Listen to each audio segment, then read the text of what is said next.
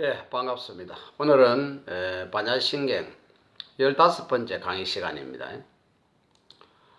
지난번 시간에 이어서 반야신경을 내용적으로 분류하면 크게 세 부분으로 나눌 수 있습니다.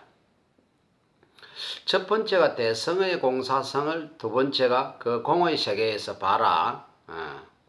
그 공의 세계에서 바라봤을 때 소성교리의 잘못된 이해, 결집을 비판하고, 세 번째는 대성의 위대함을 다시 한번 드러낸다. 그래 지금 우리가 오늘 공부해야 될 부분은 바로 소성의 교설에 대한 잘못된 이해를 비판하는 그런 내용이 되겠습니다.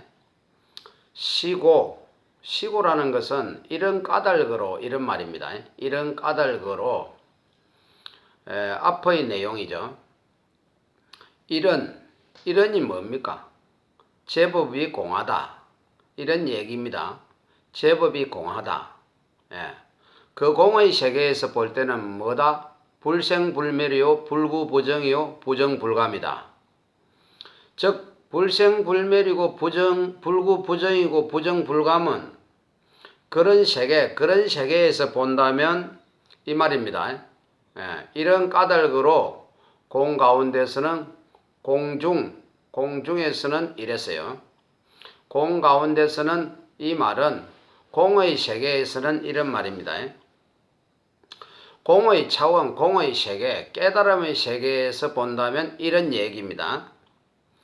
소성교설의 첫 번째 오온설입니다. 일체는 오온이다. 오온은 색수상행식입니다.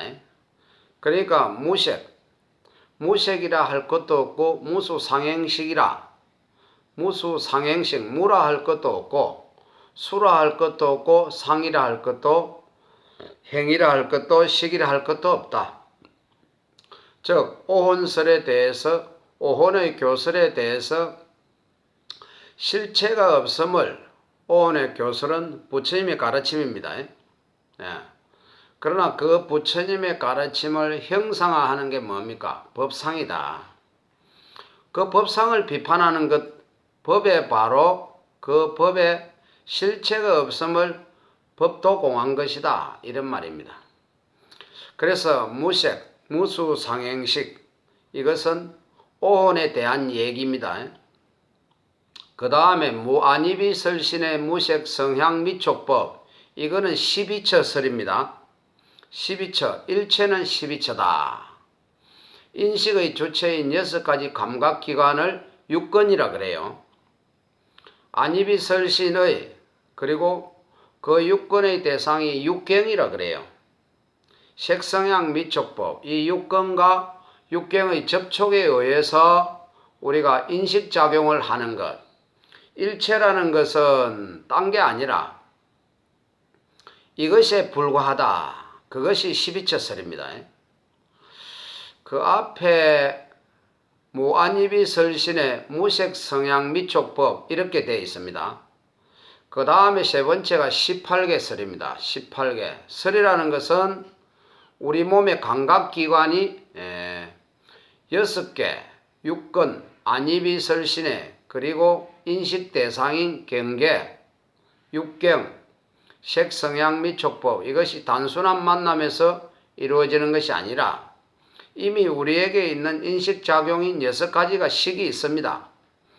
그러니까 만약에 안이비설신의 색성향미촉법만 가지고 한다면 어떤 사물을 볼 때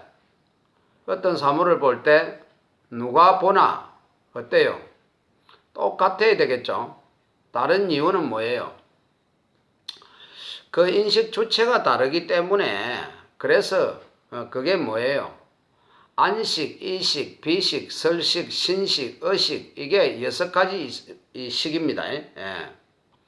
이 6가지 18개에 의해서 우리가 아는 세계가 전개되는 것입니다. 일체는 18개다. 이게 18개설입니다. 여기에 대해서 비판하는 것, 이거는 원래 앞에서 무가 다 붙어야 되죠. 무색, 무수, 무상, 무행, 무식 이렇게 되어야 되는데 앞에 하나만 해서 무색하고 그 다음에 뒤에는 무수 상행식 이렇게 썼다는 게 앞에 하나를 물을 색을 띄어 가지고 무색했다는 것은 다 각각 다 무가 붙어 있다 이 말이죠. 예. 그 앞에 뭐가 붙어 있었어요? 공중에서는 공 가운데서는 이런 얘기죠. 공 가운데서는 보면 이게 전제되어 있습니다. 그러니까 이 오은설에도 12처설에도 18개설에도 안에 뭐가 공중에서는 이렇게 되어 있습니다. 그러니까 안, 눈도 공하다. 이 귀도 공하다. 이 하나하나에 무로 붙일 걸 그냥 무안이비설신의 무색성향 미촉법 이랬습니다. 그러면 18개는 이게 안이비설신의 색성향 미촉법부터 안식부터 어식까지 이렇게 18개로 되어 있으니까 너무 길어요. 예. 그래서 여기는 개가 붙어 있으니까 18개이기 때문에 안개, 이개 이렇게 나가고 경계, 성계 이렇게 나가고 그 다음에 안식계, 어식계 이렇게 나가야 됩니다. 무슨 말인가 이해가죠? 예. 그러니까 그 18개 가운데 첫 번째하고 끝 번째만 쓰고 중간에 것은 생략해 버렸어요. 예. 그래서 무안개 내지 무의식계 이렇게 맨 끝에 겁니다. 예. 무슨 말인지 이해가 하시겠어요? 예. 기본 골격을 이건 18개설을 비판하고 있다. 이게 다 소승교설입니다. 소승교설에 이제 법집의 집착함을 비판한다. 그래서 지금 법도 공함을 깨우친다. 이런 얘기입니다. 그 다음에 이제 12연기입니다. 연기법을 관해서 깨달음에 이르는 겁니다. 연기법. 연기법 가운데 무명, 형, 식, 명색, 유깁, 촉, 수, 애, 치, 유, 생, 노사 이렇게 이것은 이제 그때 가서 자세히 설명드리겠습니다. 일단 기본 골격을 얘기해야 되니까 기본 구조를 말씀드려야 되니까 그러니까 무명이 있으므로 행이 있고 이렇게 됩니다. 아시겠어요? 무명이 있으므로 행이 있고 행이 있으므로 식이 있고 이렇게 해서 결국은 유가 있으므로 생이 있고 생이 있으므로 노사가 있다. 다시 무명을 타파해버리면 무명이 없다면 뭐가 없어진다? 행이 없어지고 행이 사라지면 식이 사라지고 이렇게 해서 생이 이제 사라지면 노사도 사라진다. 이렇게 해서 무명을 타파함으로 해서 생로병사에서 벗어나는 모든 고뇌에서 벗어나는 그런 수행법이다 이 말입니다. 그런데 여기 이제 무무명 그랬습니다. 무명이라는 것이 있어서 없앤다. 이렇게 소승은 알고 있다 이거야. 그런데 사실은 무명이라고 하는 것에도 무명이라고 하는 실체가 없다 이거야. 그러니까 무명이 없으므로 무명을 없앤다라고 하는 것도 없다.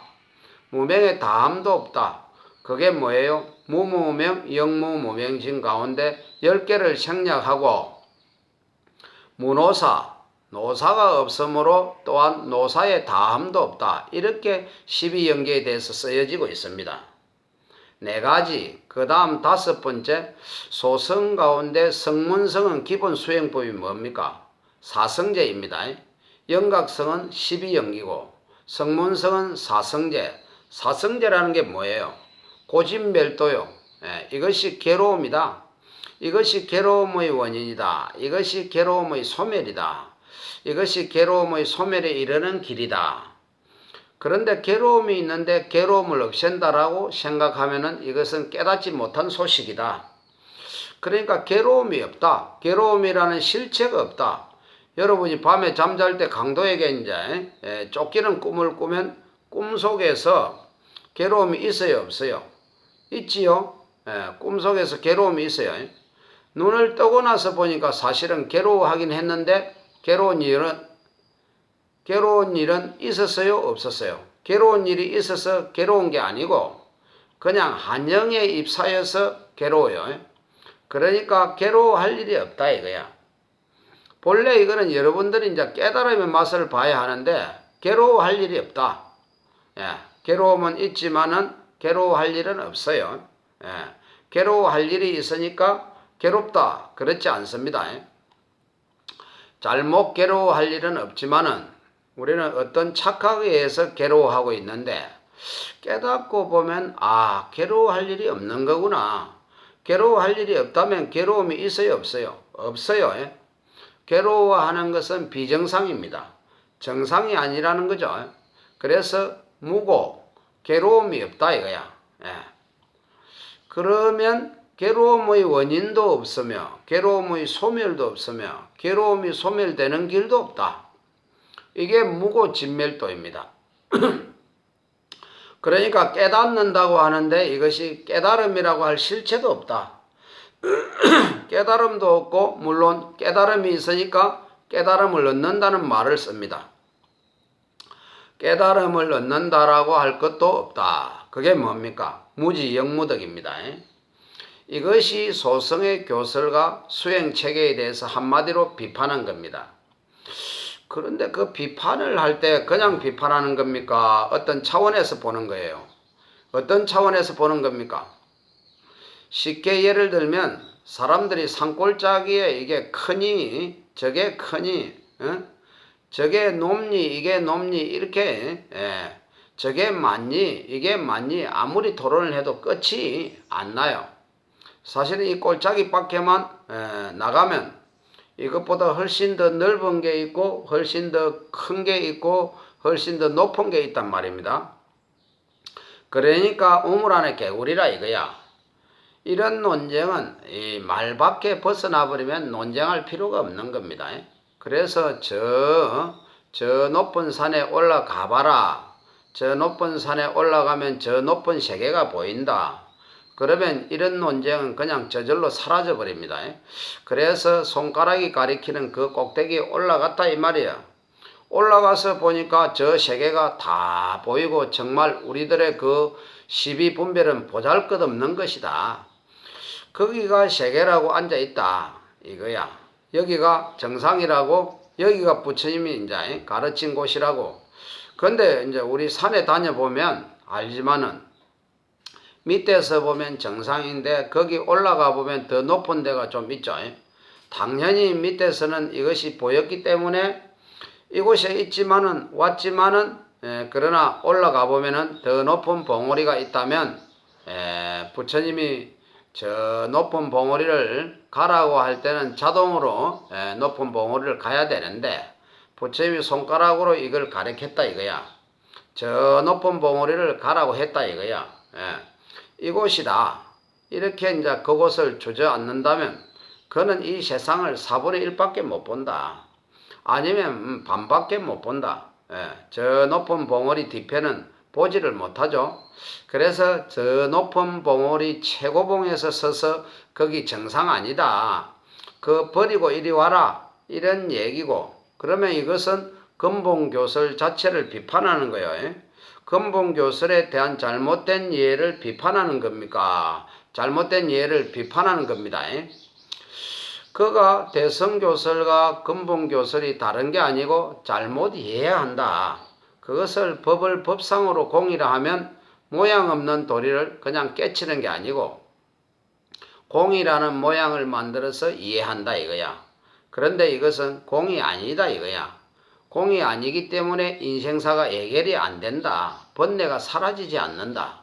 아무리 알아도, 그러니까 아무리 절에 열심히 다니면서 제법이 공한 도리를 얘기하고 반야신경을 독송하고 건강경을 외우고 매일 천배를 해도 자식을 미워하고 남편을 미워하고 이걸 버리지를 못한단 말입니다. 내가 어릴 적에 성추행을 당했다. 내가 돈을 빌려줬는데 못 받았다.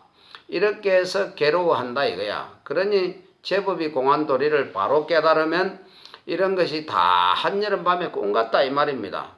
그것이 마음이 그냥 지연받아 어떤 생각에 사로잡혀 있는 것이다. 그래서 이것은 법을 잘못 이해했다. 법의 모양을 지었다. 그래서 법상이다. 법집이다. 이렇게 부르는 겁니다. 그러니까 그 법집을 타파하고 법마저도 공하고 법에 대한 집착마저도 버려라. 이게 부처님의 뗏목에 대한 비유다 이겁니다. 자, 이렇게 해서 이 교설에 대한 잘못된 이해를 비판하면서 이 사리자로 대표되는 소성을 바로 대성의 세계로, 깨달음의 세계로 지금 인도를 하고 있다. 이런 형식을 갖추고 있다 이 말입니다. 이게. 자, 하나하나 설명을 하는 것은 다음 시간에 다시 하더라도 이 법집을 떠난다, 법집을 벗어난다, 참 중요한 겁니다. 내 생각을 고집하는 이걸 뭐라고 그래요? 아상 또는 아집이라 그러죠. 이것은 진리다라고 고집하는 것을 법상 또는 법집이라 그래요. 여기는 법의 상을 만들기 때문에, 짓기 때문에 법집이 생기는 겁니다. 아시겠어요? 내가 집착하고 싶어서 집착하는 게 아니라, 고집하고 싶어서 고집하는 게 아니라 이것이 진리이기 때문에 집착을 하게 되는 것입니다. 자, 그러면 이제 한 예를 들어서 정리를 해보겠습니다. 여러분들 열반경에 보면 일체 중생은 다 불성이 있다 이런 말이 있습니다. 일체 중생은 다 불성이 있다. 더 나아가면 모든 중생은 다 부처다 이 말입니다. 왜 부처에 될 씨앗을 가지고 있다 이런 얘기입니다. 그러면 여러분들이 이걸 경전을 공부하면서 그렇구나, 모든 중생에게는 다 불성이 있구나, 참으로 소중하게 여겨야 되겠다. 그래서 아무리 작은 생명이라도 함부로 죽이지 말라, 여러분들은 죽이지 말아야 되겠다, 이렇게 이제 생각한단 말입니다. 한 수행자가 우리처럼 이렇게 이제 생각을 했어요. 그래 어느 날 양지 바른데 딱 앉아서 이렇게 명상을 하고 있었어요. 우리 이제 선으로 말하면 참선을 하고 있었다 이 말입니다. 근데 옆에서 뭔가 자꾸 따까닥 소리가 나는 겁니다. 무슨 소린가 궁금한 거요. 옆에서 따가닥 그러니까 궁금하겠죠. 궁금하지. 집중도 안 되고. 그런데 딱 화두를 가지고 참고를 한데 요렇게 이제 보면 돼요, 안 돼요? 안 되죠. 그래 이제 여러 사람이 대중이 같이 이제 수행할 때는 마음은 보고 싶지만은 안 보죠. 신경이 건들리지만은 마음은 딴 데 찾고 가는데 혼자 있다고 생각하자. 아무도 없는데 자기 혼자 공부한다 생각하면 볼까 안 볼까? 보겠죠. 요렇게 봤더니 강아지가 한 마리 이제 마른 빽따기를 이제 가지고 살점 하나 없는 마른 빽따기를 이제 하나 물고 와서 그걸 깍깍 깨물고는 이제 뱉다가 물었다가 뱉다 물었다가 이제 하는 이런 모습을 물끄러미 봤다 이거야. 그 이제 말로 천하 쓸데없는 짓이다 이게. 살점이 있으면 이제 의미가 있지만은 그 마른 빽따기를 계속 깨물고 하는 것은 한 점 살점이 없는데 아무 쓸데없는 짓을 하고 있다 이거야. 저 왜 저렇게 쓸데없는 짓을 할까? 그 생각이 딱 서는 순간에 한번 보자. 개가 하는 행동이, 강아지가 하는 짓이 아무 쓸데가 없다. 천하에 쓸데없는 쓸모없는 짓이다. 아무 이득 없는 짓을 하고 있다. 그러면 그거를 이제 부처의 행위라고 말할 수 있을까 없을까요? 말할 수 없겠죠. 부처가 아무 쓸데없이 바보 같은 짓을 하면 안 되겠죠. 그러면 이 현실 위에서 말이야. 그렇다면 그 강아지는 부처겠어요? 아니겠어요? 아니겠지. 그러면 강아지가 불성이 없다는 것이 되잖아요. 그죠? 근데 그 경전은 있다고 되어 있어요? 없다고 되어 있어요? 있다고 되어 있죠? 그러니까 의심이 딱 든 겁니다. 그냥 지금까지는 모든 생명체에는 다 불성이 있다. 그냥 이렇게 믿었단 말입니다. 당연히 그렇다고 생각하고, 그런데 오늘 강아지가 하는 행동을 가만히 보니까 저 쓸데없는 짓을 한단 말이에요. 그러면 저 쓸데없는 짓을 하는 것은 불성이 없는 거란 말입니다. 그런데 경전에는 있다고 그랬으니까 의심이 들어요, 안 들어요? 든단 말입니다. 의심이 드는 건 이렇게 의심이 들면 믿음이 부족하다 이렇게 말하는데, 어디에 부처님 말씀을 안 믿어. 그런데 불가에서는 의심이 들면 물어야 됩니다. 그래서 이것이 실체 일어나는 것을 보고 의심이 일어난 거야. 이 실체 일어난 것을 보고 의심이 이제 들어야 할구가 됩니다. 살아있는 하두가 되는 겁니다. 의심이 들어서 가서 물었어요. 스승에게. 스승님, 왜 개에게도 불성이 있습니까? 이걸 조금 더 적나라하게 말하면 저 쓸데없는 짓을 하는 저 마른 빽따기를 입에 물고 버리는 저 개에게도 불성이 있습니까? 이 질문이 있다는 말입니까? 없다는 말입니까? 내가 볼 때는 없다 이 말이죠. 그러나 지금 열반경에는 뭐라고 해놨다? 있다고 해놨단 말입니다. 그래서 질문을 한 거예요.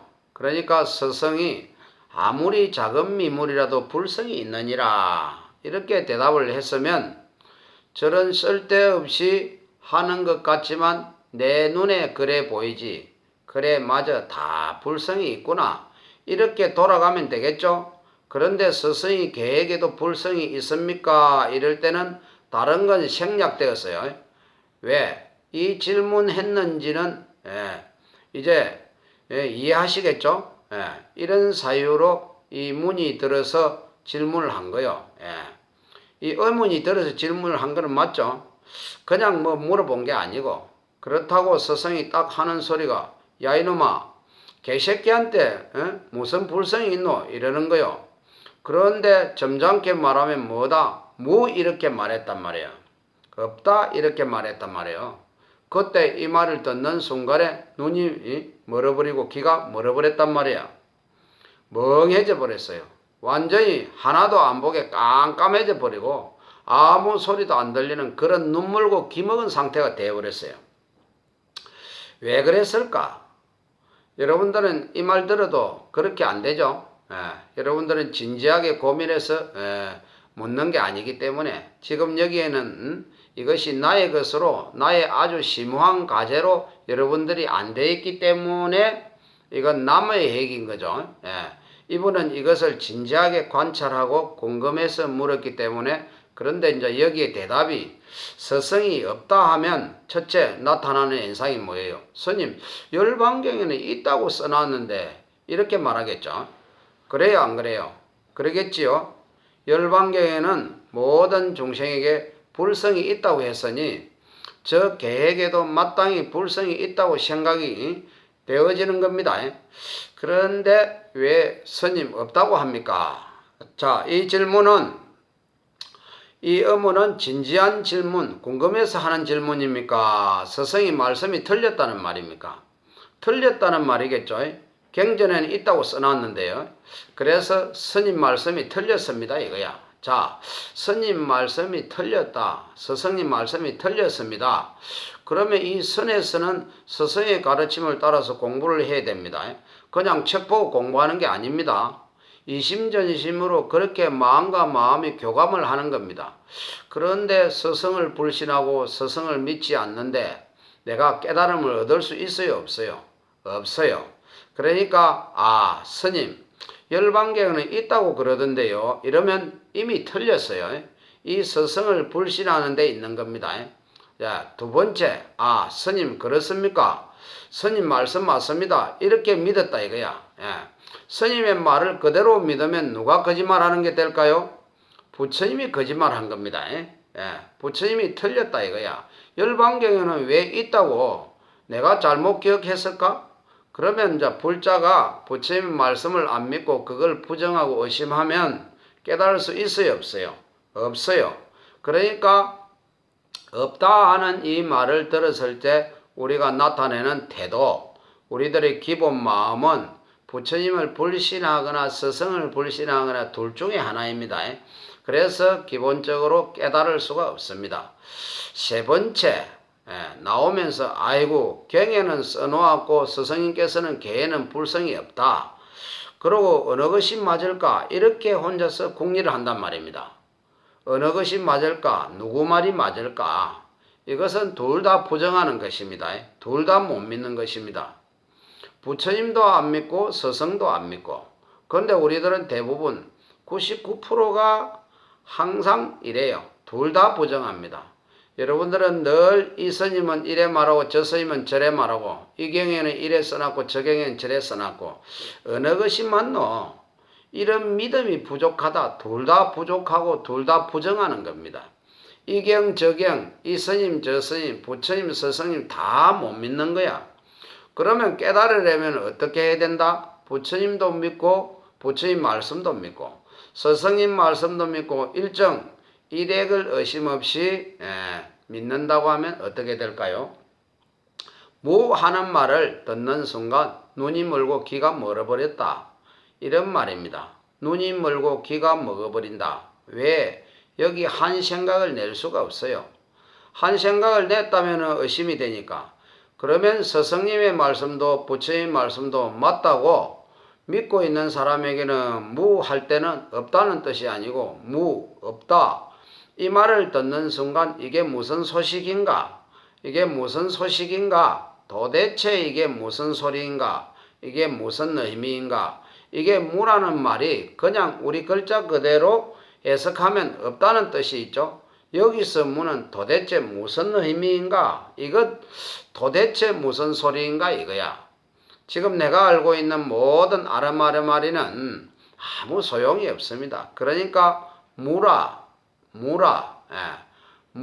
이 목구멍에 생선가시가 딱 베개가지고 기침을 해도 안 넘어가고 물을 마시도 안 넘어가고 밥을 먹어도 안 빠지고 전화를 받아도 안 빠지고 얘기를 해도 그렇고 자도 잠시 놓친 것 같지만 따꿍따꿍하고 마치 목구멍에 생선가시가 베개서 무슨 일을 해도 늘 거기에 신경이 가는 것처럼 이 무라 여기에 목구멍에 이제 가시 베기듯이 딱 베개가지고 앉아나 서나 오나가나 일체 다른 아르마리가 다 끊어지고 오직 무라 이 도대체 무슨 소식이냐 이게 없다니 이게 도대체 무슨 의미냐 이게 이제 이렇게 창구에 들어가야 된다. 그래서 놓을래야 놓을 수가 없어야 되고 그래야 되는데 스님 하도 하나 주세요.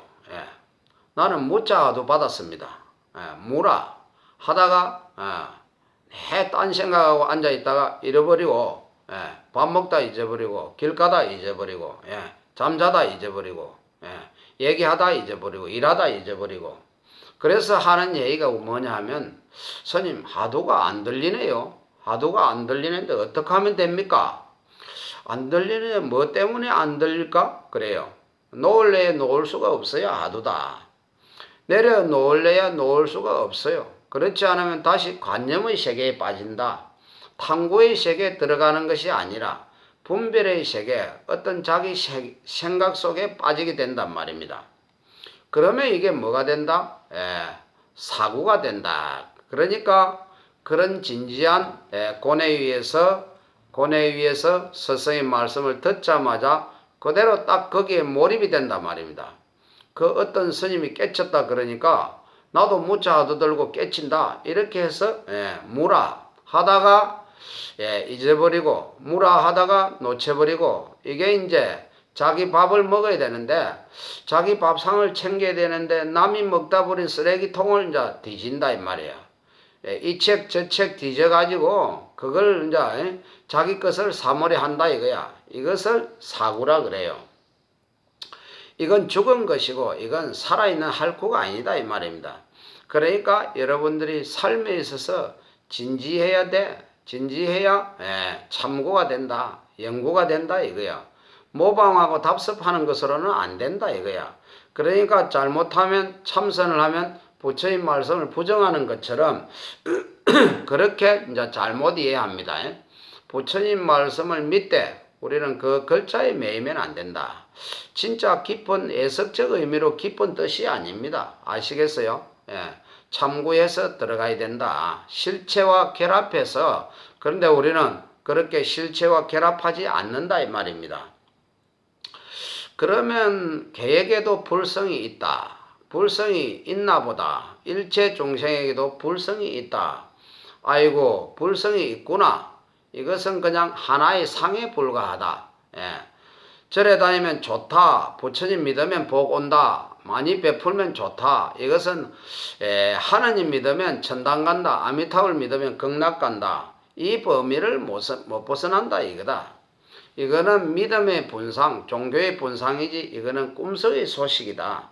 강도에게 쫓기는 사람이 부처님 나 살려주세요. 관세음보살 나 살려주세요. 하나님 나 살려주세요 해서 살려주었다. 나를 구원해 주었다.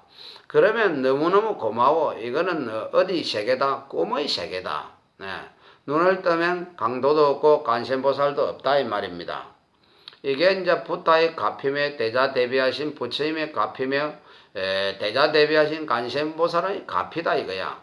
바로 눈을 떠야 한량없는 여러분들이 가피를 얻게 된다. 바로 내가 부처님과 다름없는 그런 자유, 행복의 세계로 나아가게 된다. 이것은 천금을 주고도 어떤 진리를 주고도 삼천대천세계의 칠보로 가득하게 채워서 보시를 한다 하더라도 이거는 비유가 될 수 없는 얘기입니다. 그건 다 꿈속의 얘기라는 거죠. 우리가 이 깨달음의 맛을 봐야 합니다. 이게 바로 내가 불자인 내가 불자일 수밖에 없는 정체성, 아이덴티티가 있어야 한다. 그래서 불교라는 이름도 형식마저도 뛰어넘는 세계에 있다. 그런 상에 대한 집착을 떠나서 다시 그런 형식마저도 다 수용하는 그런 무중생들의 온갖 복을 구하는 그 어리석고 애절한 마음도 다 받아 수용하면 다시 이 세상을 오게 된다 이거야. 생사가 본래 없는 도리에서 서지만은 그러나 죽었다 머물고 태어났다 머무는 봄, 여름, 가을, 겨울이 돌고 돌기 때문에 봄이라 한다. 특별한 것도 아니고 가을이라 한다. 특별할 것도 아니지만은 봄은 봄대로 좋아하고 여름은 여름대로 좋고 가을은 가을대로 좋고 겨울은 겨울대로 좋은 이런 세상이 논일게 된다. 그러니 일체 중생에게 불성이 있다는 말씀은 여기서 뭐하고 같다? 일체는 오온이다 하는 말과 같습니다. 무슨 말인지 이해하시겠습니까? 그 말이 틀린 게 아니란 말입니다. 그러나 우리는 그 말을 하나의 상으로 지어서 이거는 진리라고 하는 내 상으로 지어서 간직하고 있기 때문에 이것이 내 상이라는 것을 알면서 작용은 안 한다 이거야. 그러니 그것을 깨뜨리기 위해서 스승이 뭐라고 했다? 뭐라 그랬어요. 근데 그 분별심은 없구나. 이렇게 가면 안 된다 이 말입니다. 틀렸구나 이게 아니란 말입니다. 소성자 교에서는 틀린 것이구나. 이렇게 가버리면 그러면 소성불교와 대성불교가 대립된다 이거야. 네가 옳으니 내가 옳으니 하는 지금 그런 얘기하는 것이 아닙니다. 그러니 여기에 우리는 개개도 불성이 있습니까? 할 때 없다라고 하는 스승의 말씀을 그 법칙을 지적한 것이란 말입니다. 그때 다시 우리는 이쪽으로 치우치면 안 된다 이거야. 그 이제 의미, 그것이 갖는 의미가 뭐냐 이거야. 무라, 무슨 소식이냐 이거야. 지금까지 하는 아름아름아리 그것으로는 지금 거의 답이 안 나온다 이거야.